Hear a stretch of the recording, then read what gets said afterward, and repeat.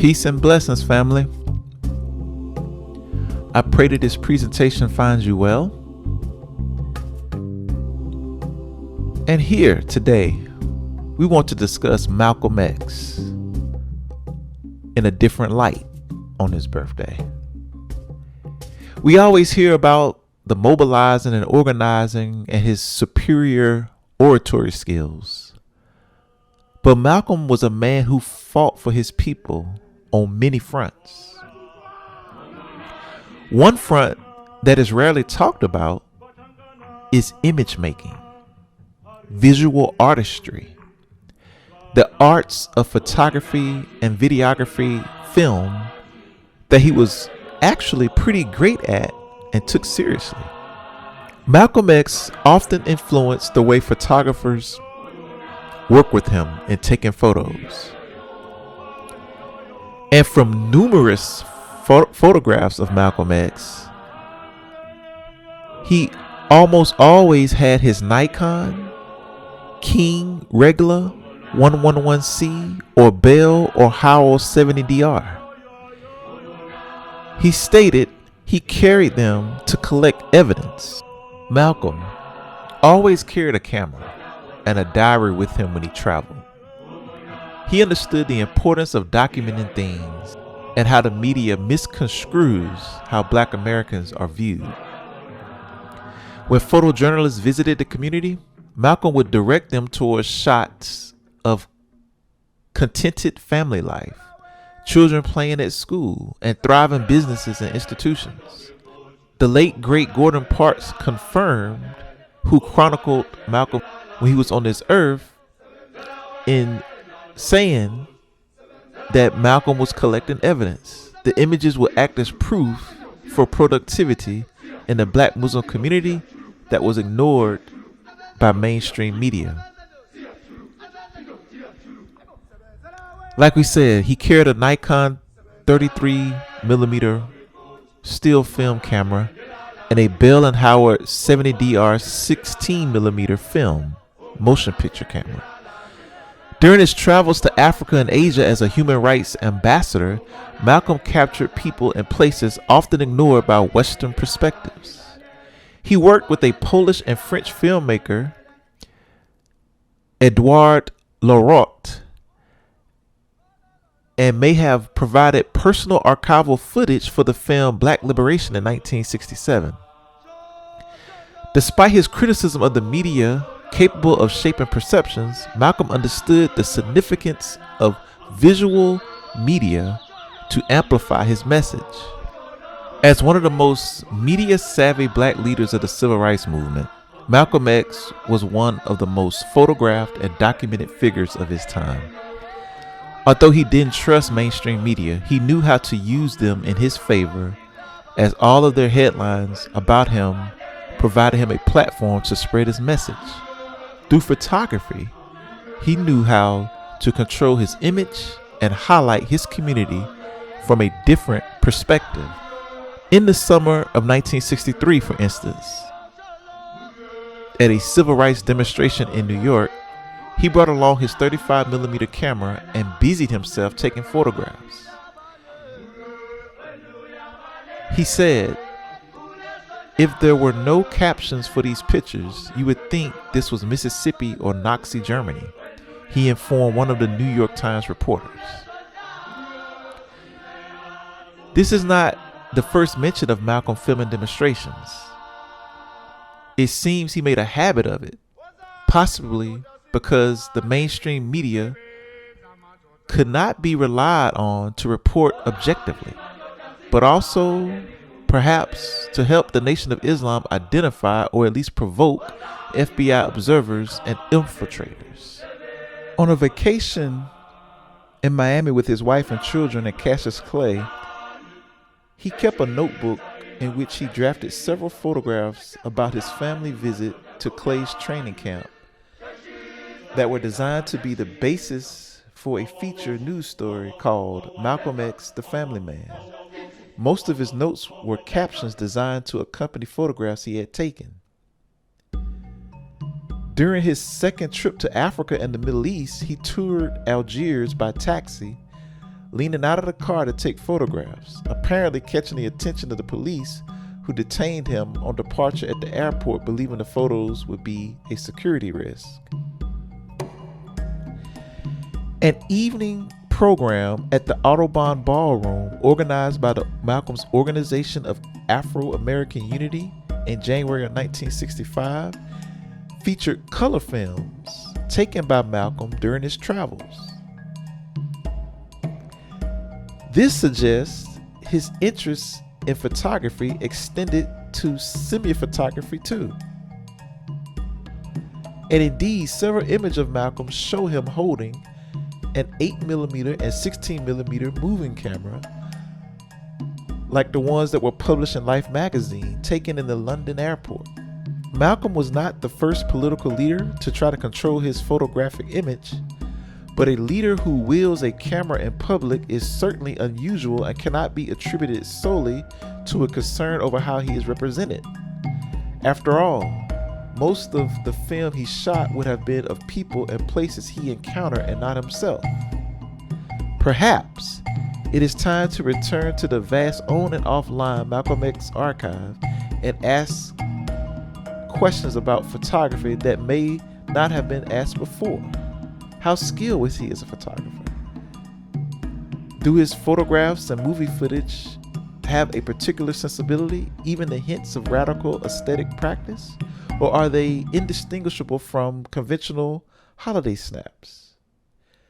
At any rate, the special interest in photography on the part of someone who was almost exclusively identified with a distinctive verbal oral delivery might cause us to wonder about the coexistence of these very different rhetorical forms of his repertoire. There are 5 boxes of photographs in the Malcolm X collection at the Schomburg Center for Research in Black Culture in Harlem, New York. The collection description record is fairly general, but does indicate that it includes photographs of African American expatriates and visitors, a view of crowds possibly photographed by Malcolm X during his visits to various African countries, particularly Nigeria and Ghana. Robert L. Flores' black and white portrait of Malcolm X. If Flores' photograph speaks to the country's obsession with visual media, it tells another interconnected story about Malcolm's passionate engagement with photography. The men in the picture are focused on articles about the Nation of Islam. The Life magazine story that engrosses Malcolm, for example, was typical of the derisive coverage of the black Muslims in the mainstream press. The white devil's day is almost over. Black Muslims' cry grows louder, screams the headline. Malcolm X was one of the most media-savvy black leaders of the period. By the time of his assassination in 1965, he was also one of the most photographed and televised, appearing on hundreds of local and national interview programs. Handsome, charismatic, and articulate, he provided the mainstream news media with a continuing story that would enrapture its readers. In turn, the media afforded him a national platform for espousing a radical worldview. For more positive reporting, Malcolm could depend only on the Nation of Islam's weekly newspaper at that time, the Muhammad Speaks, and to a lesser extent, the Negro Press. The mainstream news media, stoked by his fierce, sometimes inflammatory rhetoric and his own anxieties around race, afforded him little more than negative and sensational coverage, much like the Life article featuring Flores' photograph.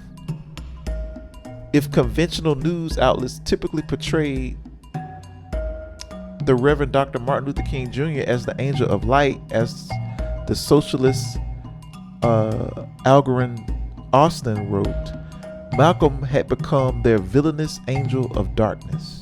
While Malcolm viewed the white press as more or less a lost cause, its coverage remained largely negative until the day he died. he nevertheless engaged it and at times outsmarted it.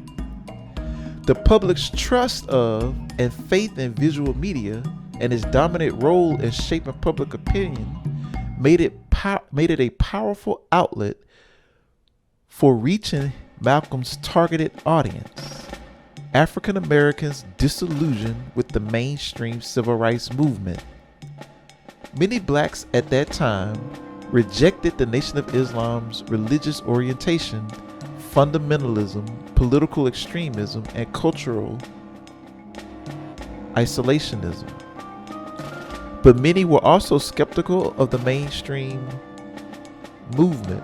In 1963 poll by Newsweek reported that more than a third of African Americans were resigned to the possibility that they may have to fight their way to freedom. It was the purpose of Malcolm's media campaign to motivate these people, and it was the photograph that served as one of the most effective motivators. From 1959 through 1960, in her book, photographer Eve Arnold writes of Malcolm's passion for getting the picture right. On her assignment for Life magazine, she shot hundreds of images for a photograph essay about Malcolm and the Nation of Islam. While she won Malcolm's trust, he continually inserted himself in her process, guiding her through black Muslim enclaves in Chicago, New York, and Washington, and even one point, walking out 10 women in traditional Muslim attire and posing them for a photo shoot. Arnold, a wily negotiator, acquiesced. Malcolm set up the shots and I clicked the camera. It was hilarious, she wrote of his zeal. Well before the rise of photo ops and People magazine, Malcolm endeavored with considerable sophistication to prepare himself and the community he led for the penetrating and often unforgiving eye of the news media. But when Eve Arnold attempted to photograph Malcolm framing a photo with his hands to catch him in the act, as she put it, he demurred. It was the wholesomeness of the community, and not his role as image maker, that he hoped Arnold's photographs would reveal. If Malcolm was a talented visual strategist behind the camera, he was nothing less than a prodigy in front of it. Like we said, well before the rise of photo ops and People magazine, he endeavored with considerable sophistication to prepare himself and the community he led. He crafted every aspect of his camera persona, from the cool self-confidence he exuded in his still images to his urban speaking style and command of ideas that were the hallmarks of his television appearances. In Malcolm X's autobiography, he recounted the ways he altered his outward appearance, from clothing to hairstyle, to transform himself from Nebraska country kid, a small-town Michigan teenager, to Boston homeboy, and finally to national, political, and religious figure. Taking charge of his image helped Malcolm to redefine himself before the news media could define him. It also afforded him the opportunity, by the example he set, to reverse stereotypes and change minds. In the end, it is the precision and sophistication of Malcolm's self-presentation that reads most vividly. The fashionable, well-tailored suits, the chink, horn-rimmed eyeglasses, the relaxed yet formal posture, and the refined hand gesture, details meant to convey both composure and authority. No matter Flora's motivation for taking the picture, his subject, much as always, succeeded in getting his message across. And through the myriad ideas he communicated through photographs, Malcolm X transformed the Nation of Islam, increasing its membership by tens of thousands and allowing his readers to influence African American public opinion for decades to come. As we said, by the time of Malcolm X's assassination in 1965, he was the most photographed and televised leader appearing on hundreds of local and national interview programs. Malcom was a visual strategist and had a an intense passion, engagement with photography and filmmaking.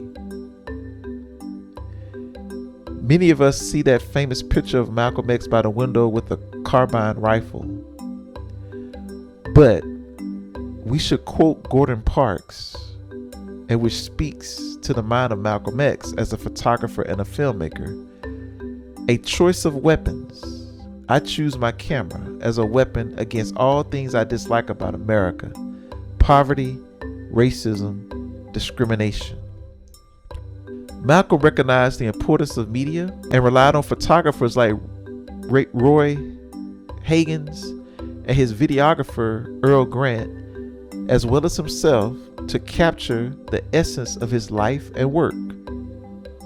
He was described by photographer Eve Arnold as a brilliant collaborator who understood how to navigate the relationship between the subject and the photographer, ensuring he received the media representation he required.